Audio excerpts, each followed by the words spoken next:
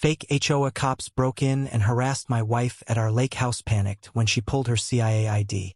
You people think a cabin gives you freedom from the law? Not when I'm in charge. That was the first thing my wife heard before the front door was kicked in. It was supposed to be a quiet weekend. Just Dana and the lake. Our escape.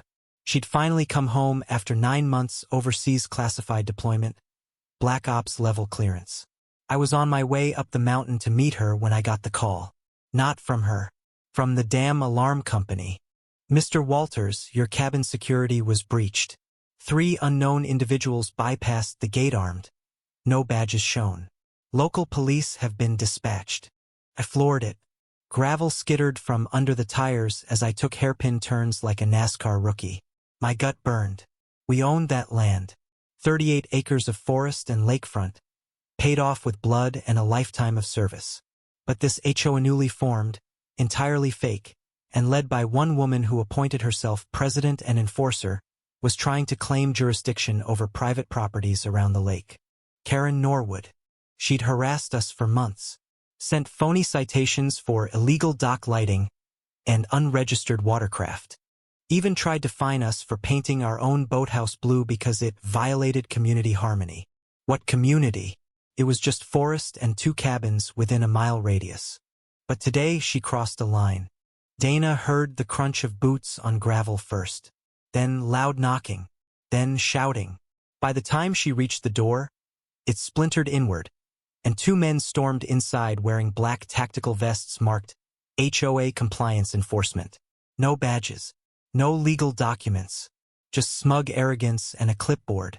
Karen waddled in last, puffing, waving her arms like she was directing traffic. You're trespassing, Dana said, voice cold as steel. Karen snorted. We're conducting a surprise inspection. Your property has multiple violations, and I have the right to enter under emergency compliance protocols. Dana didn't flinch, didn't panic. She calmly stepped aside, watching them scatter like rats, opening drawers, snapping photos, poking at military gear stashed in a footlocker. Karen tried to pick up Dana's deployment bag. That's when it happened. Dana, still in a black t-shirt and worn jeans, reached into her back pocket and slowly pulled out a worn leather wallet. She flipped it open smooth, deliberate, and held it in the air. Put your hands where I can see them, she said. The room froze. Her CIA credentials gleamed in the morning light. Karen blinked. What is that? A prop. Dana took a step forward. You just broke into federal property, violated multiple state laws, and threatened a protected operative. That's not just illegal, it's treason adjacent. One of the fake enforcers started to stutter something about just following orders. The other was already backing toward the door. Karen? She went pale as birch bark. I didn't know. I thought this was just some vacation home. Dana didn't smile. She didn't shout. She picked up her phone, hit speed dial, and calmly said, Code Black. Unauthorized entry. Civilian impersonators. Location, Lake Hartwell. Need real units. I pulled up just as the sheriff's department SUV skidded to a stop next to me. Red lights flashing. The deputy looked at me. You the owner? Yeah, I said, gripping the steering wheel. My wife's in there, and there's a Karen who's about to have the worst day of her life. When we reached the porch, Karen was already in cuffs. It didn't stop her from shrieking. You can't arrest me. I'm the president of the Homeowners Association. The deputy raised an eyebrow. Ma'am, there is no registered HOA within 5 miles of this cabin. You created a fake corporation and used it to impersonate law enforcement.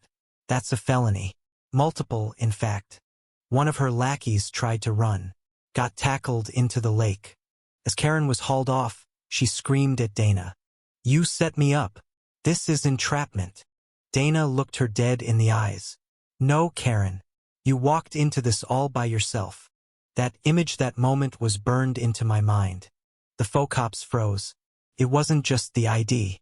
It was the steady, unflinching way Eliza spoke into her satellite phone, clearly relaying their names and faces to someone on the other end. She used call signs I hadn't heard in years. Not since our days overseas. Not since we decided to live a quiet life near the lake. Karen's eyes darted like a cornered raccoon. The HOA badge on her shoulder was already slipping off. Her two lackey enforcers were trembling, hands still raised, faces pale as bleached paper. Then the gravel crunched. Out from the SUV stepped Special Agent Camden Gray's suit. No nonsense. A stack of sealed envelopes in his hand. "Mrs. Keating." He nodded at my wife. "Got your call. Back up en route." Karen shrieked. "You can't be serious. I told you this land violates subdivision bylaws. Section 5, paragraph TW. "Ma'am," Camden cut her off. "You are being placed under arrest for impersonating federal officers, criminal trespass, unlawful surveillance, and destruction of private property. And harassment," I added, stepping forward, my phone still recording. She lunged, wildly, as if she could slap the phone out of my hand.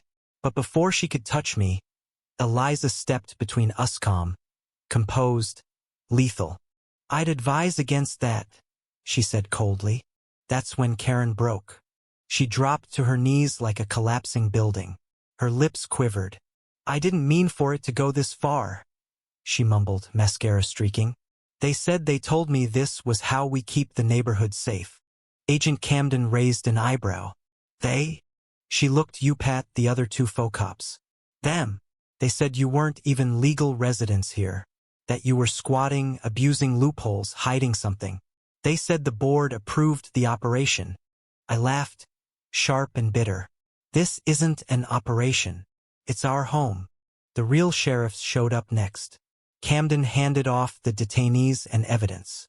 Karen and her squad were cuffed and led down the gravel path like a parade of shame. As the cruiser doors slammed shut, I felt something uncoil inside me, like tension that had lived in my chest for months finally let go. The lake glistened. The wind picked up, but the silence was the loudest thing of all. 3 days later, the news broke.